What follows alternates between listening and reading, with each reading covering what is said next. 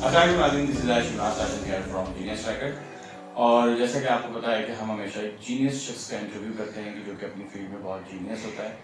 और आज हम जिस शख्सियत का इंटरव्यू करने जा रहे हैं उसके लिए अगर मैं तमीद बांधने पे आऊँ तो बहुत बड़ा वक्त गुजर जाएगा और आप लोगों का मैं चाहता नहीं कि उस शख्सियत और आपके दरमियान में ज़्यादा देर तक हाइल रहूँ। सिर्फ मैं यही कहूँगा कि इल्म का है वो ख़जाना, इनके चेहरे पे देख कर हर वक्त मुस्कुराना, तूफा में है वो सुकून का ठिकाना, वो है मैम रिजवाना। ये हमारी मैम रिजवाना है, इल्म का तो ये खजाना है, किसी से कभी कुछ ना छुपाना है, रास्ता सबको दिखाना है, गमों को भूल जाना है, हर वक्त उनको तो मुस्कुराना है, तूफान में ये एक बेहतरीन ठिकाना है, धूप में ये आशियाना है, सबको अच्छी बातें समझाना है, ये हमारी मैम रिजवाना है, इल्म का तो ये खजाना है, ये हैं हमारी मोहसिन, ये हैं हमारी मोहसिन। तो हम चलते हैं मैम रिजवाना की। अस्सलाम वालेकुम। वालेकुम अस्सलाम। कैसी हैं आप? मैं ठीक हूँ, आप कैसे हैं? अल्हम्दुलिल्लाह। आपके चेहरे की मुस्कुराहट जो है ये स्टूडेंट्स के लिए बड़ी एनर्जी का बाइस बनती है और आप इतनी हेल्पफुल हैं, हमेशा मदद करती रहती हैं, समझाती रहती हैं। और एक समझाना वो होता है कि वो हमें समझ में आता है कि ये रूटीन का समझाना है, एक समझाना माशाल्लाह आपका वो होता है कि स्टूडेंट्स को लगता है वाकई इस पे अमल करके वो अपनी ज़िंदगी को कामयाबी की तरफ लेके जा सकता है। तो थोड़ा सा मैं चाहूँगा कि आप अपना इंट्रोडक्शन दीजिए और फिर हम आगे चलते हैं। मेरा नाम डॉक्टर रिजवाना मुनीर है। अच्छा, एक और नाम भी यहाँ पे है आफ्टर मैरिज डॉक्टर रिजवाना फसील हुसैन, लेकिन प्रोफेशनल नाम मेरा डॉक्टर रिजवाना मुनीर के नाम से नोन है। मैंने जब से पढ़ना शुरू किया 1 क्लास का मुझे अब तक याद है कि 1 क्लास में जब मैं गई थी और टेस्ट होता था तो मेरी दादी लेके गई थी मुझे एडमिशन के लिए। मेरी मदर ने मेरी दादी के हवाले किया था और मैं अपनी दादी से चूँकि बहुत अटैच थी तो स्कूल में जो प्रिंसिपल थी, चिल्ड्रन एजुकेशनल स्कूल था, प्राइवेट स्कूल था, तो उसमें जो है उन्होंने मुझसे ABCD लिखने कहा पहले और फिर 1 2 3, उसके बाद कोई पोएम। तो मैं लिखती रही, मुझे लगा कि लिखूंगी तो अच्छा, बहुत अच्छे नंबर मिलेंगे और मुझे अच्छा भी कहेंगे। तो दादी ने मुझे फ़ोन कहा कि बस अब और नहीं लिखना है। फिर पढ़ना जब शुरू किया, को एजुकेशन स्कूल था और मुझे ये था कि मुझे सबसे आगे निकलना है। लेकिन उस ज़माने में मैंने अपनी पढ़ाई पे इतनी मेहनत नहीं की क्योंकि मुझे खेल कूद बहुत पसंद था। मैं हूँ तो लड़की थी लेकिन मुझे लड़का बनने का बहुत शौक था। तो क्रिकेट खेलना, हॉकी खेलना, बाहर जो है बस बाहर निकल के जो लड़कों वाले काम है, कोई चीज़ ख़राब है उसको ठीक करना, अपने आप को लड़की ना समझना, एक मेरा ये जुनून था। शायद उसकी वजह ये भी थी कि हमारा कोई भाई नहीं था, हम लोग सिर्फ बहनें थीं। उसके बाद मैट्रिक जब हम 9th में पहुँचे तो हमारे फादर ने हमें फिर दूसरा स्कूल चेंज करवा दिया जो गर्ल्स का स्कूल था। वहाँ से फिर बच्चा गर्ल्स के साथ पढ़ने से मैंने फिर ये सीखा कि गर्ल्स में कंपटीशन होता है, फेमिनिन जेलसी और कंपटीशन, वो मुझे अंदाज़ा हुआ। तो फिर वहाँ पे एक दौड़ लग गई, बस हर सूरत में फ़र्स्ट आना है, फ़र्स्ट से कम तो आना ही नहीं है। दुनिया में एक ही चीज़ है, वो है पढ़ना। और मैं समझती हूँ वो सोच सही नहीं थी उस वक्त, लेकिन क्योंकि हर शख्स को हर फील्ड में आगे जाना चाहिए, चाहे वो पढ़ाई हो, चाहे वो फैशन हो, चाहे वो लोगों की गैदरिंग्स हों, सोशल एक्टिविटीज़ हों। लेकिन मेरे पास एक ही था कि पढ़ाई पढ़ाई पढ़ाई पढ़ाई। यानी मैं अब भी सोचती हूँ कि लिहाफ के अंदर भी टॉर्च डाल के मैं अपने जो नोट्स थे उनको रट्टा मारती थी, यानी पूरा मैं रट्टा मारती थी। लेकिन आप माशाल्लाह तो कहें ना कि मुझे लग रहा है कि एक एब्नॉर्मलिटी थी। यार फर्स्ट ही आती रही मैं। उसके बाद जो है BA के बाद, BA में जब मैंने एडमिशन लिया तो मेरी मदर की ये शर्त थी कि पहले मैं घर के सारे काम सीखूं, उसी सूरत पे BA में एडमिशन मिलेगा, जिसमें था सिलाई, कढ़ाई, कुकिंग, सब चीज़ें। मेरी मदर ने हमेशा कहा कि एक पढ़ी लिखी लड़की को हर चीज़ आना चाहिए। जी, मैंने वो सब सीखा, यानी कुकिंग है, सिलाई है, हर चीज़ मेरी मदर ने मुझे सिखाया। MA जब मैंने किया तो MA में मेरी फर्स्ट पोजीशन आई पूरे कराची में। अच्छा, MA में मैंने एजुकेशन सब्जेक्ट चूज़ किया, बल्कि अगर मैं कहूँ मैंने नहीं चूज़ किया, मेरी मदर का चूज़ करता था, क्योंकि मुझे साइकोलॉजी बहुत पसंद थी और मैं साइकोलॉजी ही पढ़ना चाहती थी। LLB करना चाहती थी, पॉलिटिकल साइंस पसंद था, एजुकेशन नहीं पढ़ना चाहती थी। लेकिन जो है जिरा करते हैं, लड़ते हैं, वो हाँ, बस मगर मेरी अम्मी को था कि मैं टीचर बनूँ। BEd का जब ऐड आया था अखबार में तो मैंने उस दिन सुबह कहा लम्या अखबार ने अखबार क्यों डाला, क्योंकि अम्मी ने कहा आप टेस्ट की तैयारी करो, BEd का टेस्ट देना है। और फिर मैंने BEd किया, फिर मैंने MA किया एजुकेशन में। उसके बाद मैं सबसे पहले जिना यूनिवर्सिटी, जो जिना पोस्ट ग्रेजुएट कॉलेज था पहले, वहाँ पे एज ए लेक्चरर मेरा अपॉइंटमेंट हुआ। मेरी मैडम थी वहाँ पे प्रिंसिपल, उन्होंने मुझे मेरी दोस्तों की क्लास में भेजा MA फाइनल। अच्छा, वो MA फाइनल थी जिन्होंने हमें फेवरेल दी थी और ज़्यादातर मेरे दोस्त ही थे। उन्होंने सोचा आज तो रिजवाना क्लास लेने आ रही है तो क्या फ़र्क पड़ता है, टाइम से क्या जाना। सब कैंटीन में थे, मैं अपने टाइम पे क्लास में गई और मेरी क्लास थी उस वक्त शायद रिसर्च की थी क्लास, MA प्रीवियस की थी और MA फाइनल की गाइडेंस एंड काउंसलिंग थी। मैंने क्लास में जाने का लेक्चर शुरू किया, क्लास की जो है कुंडी लगा दी थी। सारे मेरे दोस्त जो स्टूडेंट्स थे सब बाहर थे, 5 स्टूडेंट्स रूम में बैठे हुए थे। दूसरे दिन मैडम ने बुला के कहा कि रिजवाना देखो क्या एक बड़ी सी एप्लीकेशन थी जिसमें था कि हम रिजवाना मुनीर से नहीं पढ़ेंगे। तो इतनी स्ट्रिक्ट थी मैं। उसके बाद मुझे डिसिप्लिन कमेटी का हेड बना दिया मैडम ने। तो हेड बनने के बाद ये था कि खुद ब खुद एक स्ट्रिक्टनेस में पर्सनालिटी का हिस्सा बनती चली गई और लोग इतना डरते थे मुझसे कि मेरे सामने आगे कोई कुर्सी पे बैठ नहीं सकता था। यानी इससे अंदाज़ा लगाएं कि MA से लेकर आज तक के सफ़र में भी मुझे लगता है अब तो शायद एक उम्र और एक वक्त हो गया तो शायद दोस्त अहबाब हैं, वरना मेरा कोई दोस्त नहीं बन सका मेरी सख्ती की वजह से। इसलिए कि इतनी सख्ती की क्लास में स्टूडेंट अगर पेन भी उठाते तो वो मेरे ख्याल में वो उसको भी उनका हाथ जो है कांपता था जी। और क्लासेस मेरी बहुत अच्छी जाती थी। इसका मुझे फ़ख्र है कि मेरे से पढ़ने वाले स्टूडेंट हमेशा सेटिस्फाइड है। रिसर्च, स्टैटिस्टिक्स और psychology, guidance and counselling, comparative education और एजुकेशन टेक्नोलॉजी, ऐसे कितने सब्जेक्ट, हर सब्जेक्ट जितने 10 सब्जेक्ट थे मैंने 10 के 10 पढ़ाए। फिर मैंने Sindh public service commission clear किया, उसके हवाले से जो है मेरा अपॉइंटमेंट हुआ, कॉलेज में अपॉइंटमेंट हो गया था मेरा। फिर उसी ज़माने में मेरा जो है स्वीट सौदर्न में भी मेरे यानी ऑफ़र थी। फिर इसी में मेरा कराची यूनिवर्सिटी में भी इंटरव्यू हुआ 98 की बात बता रही हूँ। तीनों जगह पे मेरा अपॉइंटमेंट यानी कि मेरा सिलेक्शन हो गया था। अच्छा, सिंध पब्लिक सर्विस कमीशन में तो मेरे ख्याल में पुलिस का जो सारा जो था वेरिफिकेशन वगैरह भी करवा चुकी थी।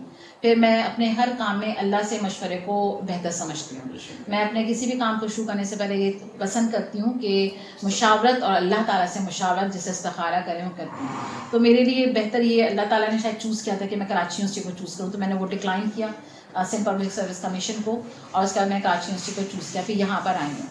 यहाँ पे एक बहुत क्वाइट डिफरेंट मुझे इन्वायरमेंट मिला। इन्वायरमेंट का मतलब मैं ये नहीं कहूँगी कि ऐसा इन्वायरमेंट था कि यहाँ पे लिबरल था, ऐसा कुछ नहीं था। लेकिन मुझे यहाँ पे आके अंदाज़ा हुआ कि यहाँ पे जो दौड़ में जो पहले से शामिल थी, ये दौड़ यहाँ पे बहुत ज़्यादा मल्टीपल है। यहाँ पे इस दौड़ में आपको यानी हाँ नहीं, यहाँ की दौड़ में इंसानों से ज़्यादा सिर्फ कैरियर ओरिएंटेड है। यहाँ पे जो जब मैं अपने डिपार्टमेंट भी आई तो मुझे अंदाज़ा हुआ कि स्टूडेंट्स जो थे यहाँ के वो एक दबाव का शिकार थे। उनकी अपनी कोई से नहीं थी। स्टूडेंट्स को वही कुछ करना था जो टीचर्स कह रही हैं, या टीचर्स की अपनी एक अपने चेम्बर्स में स्टूडेंट्स के साथ वो एक हाकिम और महकूम वाला एक माहौल था। तो मैंने सबसे पहले आकर इस डिपार्टमेंट में बाहर बच्चों की पार्टी करवाई थी।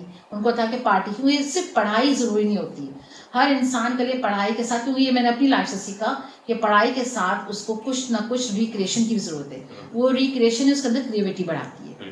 तो फिर यहाँ पे आहिस्ता आहिस्ता सारे प्रोग्राम्स, सारी चीज़ें सब करवाते करवाते इतना यूज्ड टू हो गई कि ये डिपार्टमेंट का कराची यूनिवर्सिटी मुझे लगा कि यही मेरा पहला प्यार है। बिल्कुल ऐसा लगा कि मैं माई लव कहती हूँ। और फिर डिपार्टमेंट जो तब्दीलियाँ आई, डिपार्टमेंट मुझे बहुत अच्छे लोग भी मिले। लेकिन मेरे जो BEd के टीचर्स थे, उसके बाद जो जैसे जिनमें से मैं खास तौर पर कहूँगी सर अमीर अहमद खान जिन्होंने मुझे रिसर्च स्टैट्स दिया। उसके बाद फिर मैंने असेसमेंट सारा यासीन शेख साहब से सीखा। इन सब चीज़ों ने मुझे सिखाया। टीचर्स मेरे लिए इंस्पायरेशन रहे। मैं अपनी टीचर्स की बहुत इज्जत करती हूँ। यहाँ तक कि PhD भी जो मैंने किया उसके लिए डॉक्टर अहमद सईद अगर मुझे बहुत फोर्स ना करते तो शायद मैं ना कर पाती। मेरी मदर की जो ख्वाहिश थी कि मैं टीचर बनूँ, मैंने वो पूरी की। मेरे फादर ने भी हमेशा फोर्स किया, फिर अभी मेरे हस्बैंड मुझे सपोर्ट करते हैं। तो एक फ़ीमेल के लिए सपोर्ट ज़रूरी होता है, मगर पहला सपोर्ट उसका घर होता है। उसके घर से सपोर्ट मिले तो ही वो कॉन्फिडेंट होती है और शायद इसी वजह से आज मैं यहाँ तक पहुँची। अच्छा, माशाल्लाह एजुकेशन डिपार्टमेंट या चेयरपर्सन एंड एसोसिएट प्रोफेसर है। अभी एक पूरे इदारे को यानी कि पूरे शोबे को इसको लेकर चल रही है, जिसमें स्टूडेंट्स भी हैं, टीचर भी हैं, सबको मैनेज करती हैं।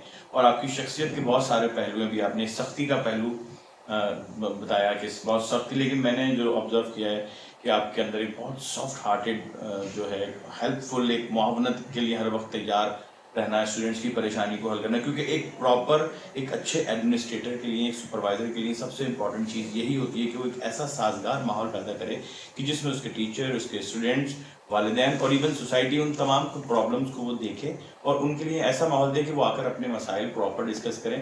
क्योंकि आप हमेशा ये कहती हैं कि आपका जो मसला है आप आके मुझसे डिस्कस करेंगे तो मुझे पता चलेगा कि आपके साथ प्रॉब्लम क्या है। ये आपका एक बड़ा मेन जुमला होता है।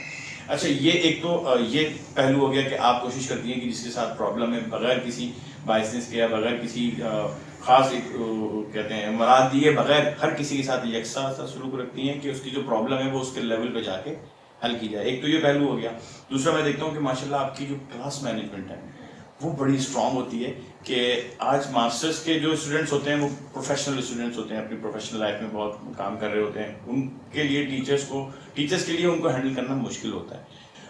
लेकिन जब मैं आपकी क्लास लेता हूँ और आपको देखता हूँ तो माशाल्लाह आपका जो कंट्रोल होता है क्लास पे वो इसी तरह होता है जैसे बचपन में हम टीचर के आने पे बिल्कुल ऐसे हो जाते थे कि सांस भी बहुत मुश्किल से लेते थे। अच्छा, उसमें डर नहीं होता था, और ये डर नहीं होता, ये रिस्पेक्ट होती है, ये ऑनर होता है, ये वो मोहब्बत होती है, ये वो एक टीचर की एक लफ्ज़ को भी मिस ना करने का जज्बा होता है कि यार जो ये लफ्ज़ कह रही हैं आपके माशाल्लाह जो लफ्ज़ होते हैं मोतियों की तरह जिस तरह निकल रहे होते हैं, एक एक जुमला बड़ी मीनिंग रखता है और वो जुमले के अंदर हर शख्स अपने हिसाब से मतलब उसके लिए फ़ायदेमंद होता है। जो बहुत ज़्यादा पढ़ने वाला स्टूडेंट है वो उसके अंदर बारीकियाँ निकाल लेता है, जो ऊपरी सतह पर रहने वाला स्टूडेंट है वो उसको वैसे ही याद कर लेता है, तो वो भी हो जाता है। तो सख्ती का पहलू तो मुझे सिर्फ इसलिए लगता है कि वो आप उनकी वो ट्रेनिंग कर रही होती है कि वो ज़िंदगी को किस तरह लेके आगे बढ़ें। असल मकसद आपका ये होता है कि उसी सख्ती के अंदर वो बच्चा इल्म में ठूंसूं ना, इल्म सिखाऊं, ट्रांसफ़र करूं। तो मुझे ये बताइए कि जो क्लास कंट्रोल आपने सीखी और माशाल्लाह अभी जैसे सबसे पहले तो हम आते हैं कि जिस ओहदे पे माशाल्लाह आप हैं यहाँ जो मैनेज कर रही हैं इस तरह, ये क्या फील है? जो एक पढ़ाने का फील कुछ और होता है और एक मैनेज करने का, क्योंकि आज के टीचर्स भी बहुत नहीं समझते कुछ रिजल्ट में कुछ उसमें, मतलब आप एक बात 10 दफ़ा समझा देती फिर भी वो प्रॉब्लम होने होती है। ये फीलिंग्स मुझे डिस्कस करना। भाई देखिए, ये एडमिनिस्ट्रेशन टीचिंग दोनों अलग अलग फील्ड हैं। अच्छा, एडमिनिस्ट्रेशन में ये कि एडमिनिस्ट्रेशन में आप जिन लोगों को डील कर रहे होते हैं उनके साथ आप वो सख्ती नहीं कर रहे होते हैं, उनकी बहुत सी गलतियों को नज़रअंदाज कर रहे होते हैं और वो एक नज़रअंदाज करने के साथ वो कॉम्प्रोमाइज़ भी कर रहे होते हैं।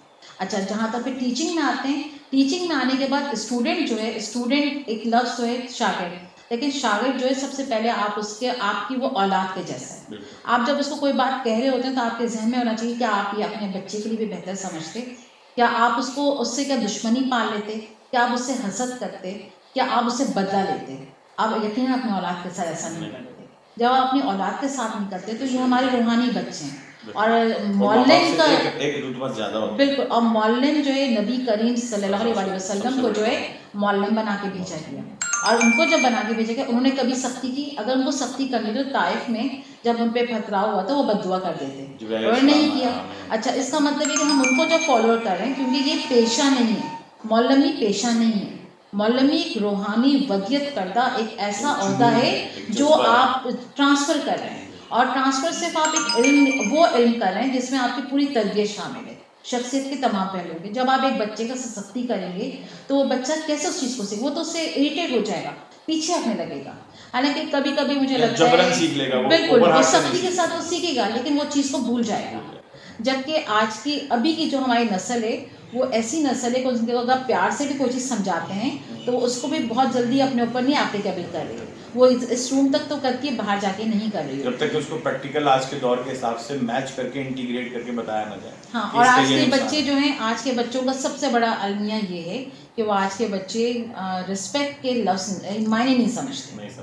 अच्छा, अब हमारा मैनेजमेंट जो है, मैनेजमेंट में ये कि मैं अपनी फैमिली में भी अपनी बहनों में बड़ी हूँ असल में, तो मैंने शुरू से अपनी फैमिली को भी, यानी मेरे फादर और मदर की बहुत मुझ पर हमें कॉन्फिडेंस रहा कि मैं अभी भी मैनेज करती हूँ। अच्छा, मैनेज करने की वजह से मेरे अंदर आदत ये हो गई कि मेरी छोटी बहन मुझे कहती है बॉसी बिहेवियर है आपका।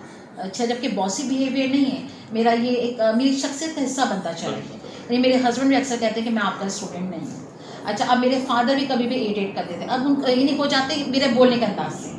अब किसी को ये अंदाज़ा नहीं है कि ये मेरी शख्सियत का हिस्सा बन गया है, और शख्सियत का हिस्सा इससे बना कि मैंने अपनी फैमिली को ऐसा मैनेज किया, अपनी छोटी बहनों के साथ, सबके साथ, उनके फैमिली मैटर्स, उनकी शादियाँ, सब कुछ, हर चीज़ को ऐसा मैनेज करते करते मेरे अंदर ये चीज़ सख्ती और मेरी शख्सियत में हो गया कि मैं हर चीज़ को मैनेज करती हूँ। यहाँ तक कि शादियों पे स्नैप्स होती हैं, एग्जाम्पल दे रही हूँ, ग्रुप फ़ोटोज़ होती हैं।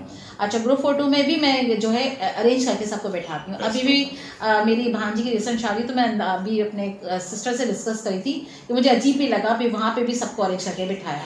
तो अब कभी कभी थकन हो जाती है, अब वैसे थोड़ी सी थकन भी हो गई है, वो अरेंजमेंट और मैनेजमेंट की। अच्छा, एडमिनिस्ट्रेशन में शुरू से रही हूँ मैं, इसलिए ये सब पूछ रहा। लेकिन तंजीम तो वैसे भी कायदेमंद जो 3 उसूल दिए तो उसमें और तंजीम- फैमिली में देखिए, घर में जो शख्स घर में डाइनिंग टेबल से हम खाना खा के उठते हैं, अब खाना खा के उठने का कुर्सी कैसी भी घर है ना, क्या फ़र्क पड़ता है, लेकिन हम चेयर को लगाए हैं। अगर हम चेयर को ऐसा लगा रहे हैं तो हम क्लास में जब आएंगे तो क्लास में भी बच्चों के साथ यही सलूक करते हैं कि वो इस चीज़ को सीखें। क्योंकि क्लास की मैनेजमेंट भी आप बहुत अच्छे से डील करती हैं। नॉर्मली तो ये होता है स्टूडेंट्स की जो जहाँ बैठा है नहीं, आजकल के बच्चों में लेकिन रिस्पेक्ट आप का आके मतलब ये नहीं पता। समझाने का मकसद ये होता है कि वो अपनी हाँ, लाइफ वो पर भी उसी सीखें। मैनेजमेंट को बिल्कुल। कि आगे बॉयज बैठे हैं 2 रो में, फिर लड़कियां बैठे हैं। मैंने देखिए, मैं जब बड़े आते हैं खड़े हो जाने का एक सिलसिला है। बहुत अच्छा। मैंने, मेरे फादर ने मुझे सबसे पहले ये सिखाया था कि जब कोई भी बड़ा दाखिल होता है, चाहे वो आप जानने वाला ना जानने वाला, आपको खड़ा होना है।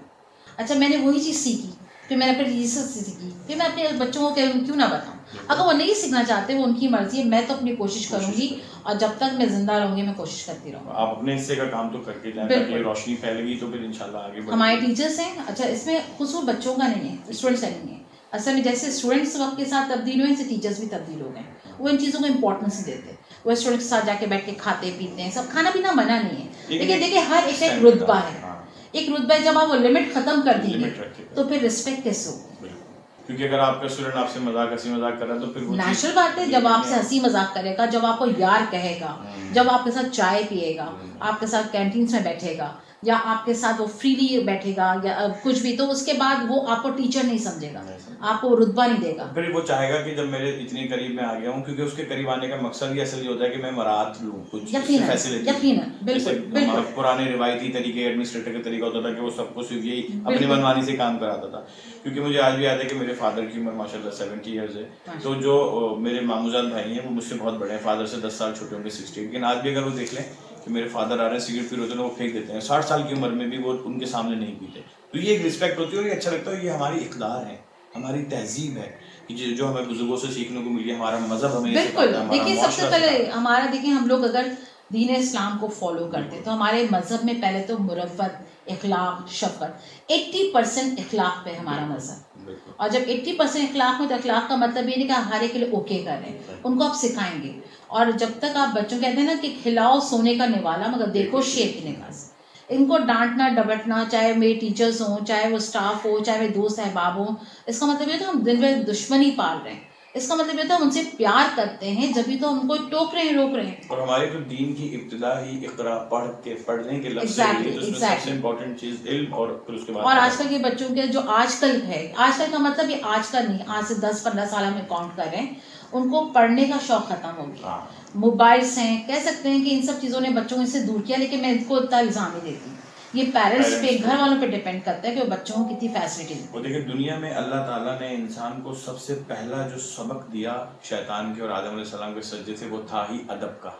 सबसे पहला सबक दिया अदब का, कि अदब, हुक्म और अदब। हुक्म जो दिया जाए और उस पे आप उसके जो हुक्म दिया जाए उसको फॉलो करें। बिल्कुल। उसमें इल्मी फौकियत नहीं थी, उसमें होनी थी। तो हमें सबसे पहले जो आपने कहा कि कोई भी आए बड़ा हो, उसके लिए अदब में खड़ा होना चाहिए, रिस्पेक्ट करना जरूरी है, सलाम करना चाहिए, ताकि हम अपने और जबकि आपको पता है अब सलाम उनको किया जाता है जिनको हम जानते हैं, जबकि अगर आप अपने मजहब को उठा कर देखें, अहादीस पढ़ें, जो सलाम करने का मतलब आप अपने अंदर के गुरूर को खत्म करते हैं। किसी को अपने अंदर का आजिज़ी पैदा करनी है तो उसको चाहिए वो सबको सलाम करना शुरू करे, चाहे वो स्वीपर हो, चाहे गार्ड हो, चाहे वो मजदूर हो, आप दाखिल हो सबको सलाम तो एक दुआ आपका है। बिल्कुल। और दूसरा आपके अंदर आजिज़ी पैदा हो, अल्लाह ताला दुआ को रद्द नहीं करता, वो उसको संभाल के रख लेते हैं, तो दुनिया में बिल्कुल या फिर आखिरत के लिए। जब इंसान आखिरत में जाएगा वो सोचेगा कि ये मेरी दुआएं कबूल नहीं होती, इतना सवाब है, काश मेरी। नहीं, मेरा एक दफ़ा एक्सीडेंट हुआ था और मैं, यानी मेरा सर बचा था और बिल्कुल मौजूदी तौर पर जो है मेरा बैग जो है सर के नीचे आया है तकिए के तरह। डॉक्टर ने कहा अगर सर टकरा था तो बहुत बुरा था। तो मेरे फादर ने मुझे ये कहा था कि आप जब यूनिवर्सिटी के गेट से दाखिल होकर डिपार्टमेंट तक पहुंचते हैं तो आपको कितने सलाम मिलते हैं, वो दुआएं होती जिन्होंने आपको बचाया है। तो उन्होंने 1-2 दफ़ा देखा तो उनको बड़ी हैरत हुई कि यहाँ पे बच्चे सलाम करते हैं सब, तो घर वालों के लिए बड़ी हैरत ज़दा और बड़ी प्राउडनेस की बात होती है। हम जो कहते हैं कि जी कोई ना कोई वक्त कबूलियत का होता है, इतने सलामती भेज जा रही है, वो किसी की भी सलामती की दुआ का वक्त कबूल हो जाता है। अच्छा, अब आपका ये हमारा हो गया कि जी किस तरह आप मैनेज कर रही हैं एज एन एडमिनिस्ट्रेटर और लेके चल रही हैं पूरे इदारे को। अब हम स्टूडेंट्स की तरफ आते हैं कि स्टूडेंट्स के अंदर मैंने सबसे ख़ास चीज़ जो देखी है कि आप स्टूडेंट्स के लिए बहुत सख्त भी हैं, बहुत नरम भी हैं और एक टीचर की तरह भी समझा रही होती है, और जहाँ वो देख रही होती है उसका लेवल टीचर वाला नहीं, तो वहाँ आके उसको प्यार से मोहब्बत से भी समझा रही होती है। तो बेसिक ये जो मैंने आपके तरीक़ेकार देखे हैं, टीचिंग स्ट्रैटेजी जो देखी आपने, ये बहुत कम लोगों ने देखी, क्योंकि अल्हम्दुलिल्लाह मैं दुनिया में काफ़ी लोगों के इंटरव्यूज़ किए, मैं पढ़ता भी हूँ, पढ़ाता भी हूँ, आपका स्टूडेंट भी हूँ, आपसे मैंने बहुत कुछ सीखा है, हर जुमले में कुछ सीखा है, हर क्लास में कुछ सीखा है। Really? और सिर्फ जुमले और क्लास से नहीं, यहाँ बैठे हुए मैं गुजर रहा होता हूँ, आप किसी से कुछ बात कर रही होती हैं या किसी से कुछ समझा रही होती हैं अपने साथी को, कोलीग्स को या स्टाफ को, तो उसमें भी मैं अपने काम की बात निकाल रहा होता हूँ कि अच्छा स्टाफ को इस तरह भी टैकल करें, तो ये एक अलग, क्योंकि असल चीज़ जो है वो सोच का जाविया ही होती है।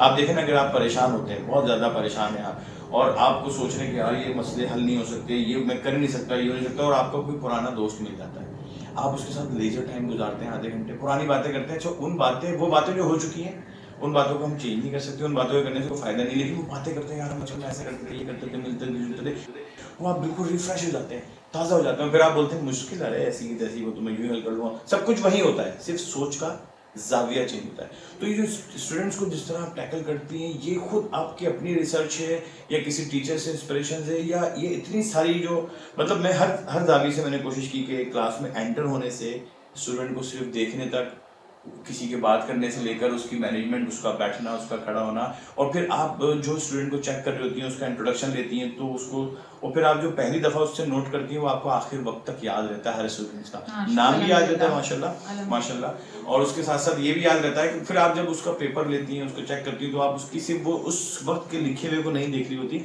आप उसके पहले दिन और उसकी पहली तरबियत और उसके पूरी ज़िंदगी की स्ट्रैटेजी से किस तरह गुजारी वो सब नोट कर रही होती हैं। तो ये इतनी बड़ी ज़बरदस्त प्लानिंग और हर पहलू पे इतनी मुकम्मल और जामे नज़र, ये किस चीज़ का नतीजा है? ये पहली बात तो ये कहूँगी, मेरी मदर, मैं अपनी मदर से बहुत ज़्यादा अटैच थी, मेरी बेस्ट फ्रेंड वही थी, बेस्ट से बेस्ट, और आज तक भी मेरी बेस्ट फ्रेंड वही हैं।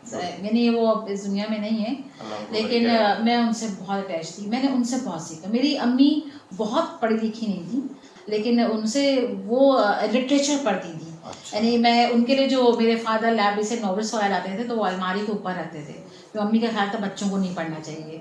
मैं 7th क्लास में थी, मगर वो मैं चुरा के, खतीजा मस्तूर है, वहीदा नसीम है, ये सारे मैंने पढ़े हुए सारे, अम्मी के लिए जो लाते थे, तो मैं छुप के पढ़ती थी, वो अलमारी के पीछे, बिस्तर के नीचे, सोफे के पीछे बैठकर। दूसरा, अम्मी के बाद कह सकती हूँ कि मेरे फादर से भी मेरे बहुत हमेशा डिस्कशंस रहते हैं, अभी भी माशाल्लाह मेरे फादर से मिलेंगे तो आप हैरान होंगे, वो डिस्कशंस बहुत अच्छा करते हैं। दूसरा मेरा साथ जो मुझे मिले इंशाल्लाह ताला सलामत रखे, आमीन सब आमीन। और दूसरा, जो मेरे टीचर्स हैं, उनसे भी हमेशा मैंने, मेरे टीचर्स जब बैठते हैं, आपको पता है अल्हम्दुलिल्लाह मुझे ऐसे टीचर्स मिले, चाहे वो डॉक्टर अहमद सईद हों, चाहे वो अमीर अहमद खान, उनकी अभी कुछ ऐसे पहले डेथ हुई अमीर अहमद खान की, सर अहमद सईद हैं PhD की, कि मैंने अगर उनके लिए खाना भी मंगवाया तो उन्होंने मुझसे ये कहा कि खाना ये सब नहीं, हाँ चाय का कप, चाय होता है, और जैसे कराची यूनिवर्सिटी के समोसे हैं, इसके अलावा नहीं। फिर हम जितनी भी देर बात करते हैं तो हम यही बात करते हैं, कोई भी टॉपिक को लेकर उस पर डिस्कस किया, नो टर्न्स और नो आर्गूमेंट्स।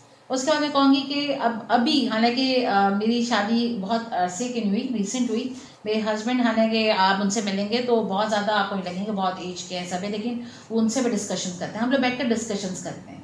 लोगों की तरह मुझे कपड़ों का, ज्वेलरी का शौक़ नहीं है, कभी कभार शौक़ होता है तो मैं ऐसा, मेरा शौक़ जो है, मेरे शौक़ किताबें, स्टेशनरी, कुकिंग बुक्स, जी खाना, मेरा जो है फूड, मेरा यानी कि दोस्त है, फूड मेरा जो है वो मेरा बस बहुत मजे का चॉइस भी बहुत जबरदस्त है फूड में, जो लिंक्स में देखता हूँ आप एक टीनी फूड के नाम से आप, वो मुझे छोटी छोटी चीज़ें बहुत पसंद है। अभी भी मैं गई थी नाही तो मैंने छोटे छोटे लिफाफे पसंद किए ना, एनवर्स इतने मुन्ने थे, मेरे हस्बैंड ने लेने नहीं लिया, मुझे छोटी चीज़ें मेरे पास बहुत पसंद है, बहुत छोटी गिलासें, छोटे डिशेस आप शेयर करती हैं जो बहुत आसान होती है लेकिन बहुत टेस्टी होती है, बहुत। हाँ, मैं कुकिंग मेरा शौक है। मैं अभी आपको पता है यहाँ से जाती हूँ, तकरीबन मुझे देर हो जाती है, मगरिब हो जाती है, लेकिन मैं रात में फिर 10 बजे का मेरा किचन टाइम होता है, 9:30 से फिर 12 बजे तक किचन, और मैं खुद ही अपनी तरकीबें बनाती हूँ खाना, और शुरू से मुझे कुकिंग का शौक है। मैं सोच रहा हूँ फिर आपको एक कुकिंग चैनल भी शुरू किया जाए, आपकी कुकिंग रेसिपीज रिकॉर्ड की जाए, मेरे हस्बैंड कहते हैं। अच्छा, उसके बाद ये होता है कि मैंने कहा मेरी तो यूनिक तरकीब होती है, मैं लोगों को क्यों बताऊँ, कहेंगे नहीं आप शुरू करना चाहिए, नहीं वो तो मुंतकिल करना है, अगर मैं मर जाऊँगी तो वो चीज़ें ऐसी रह जाएंगी, तो चीज़ें ट्रांसफ़र करना है।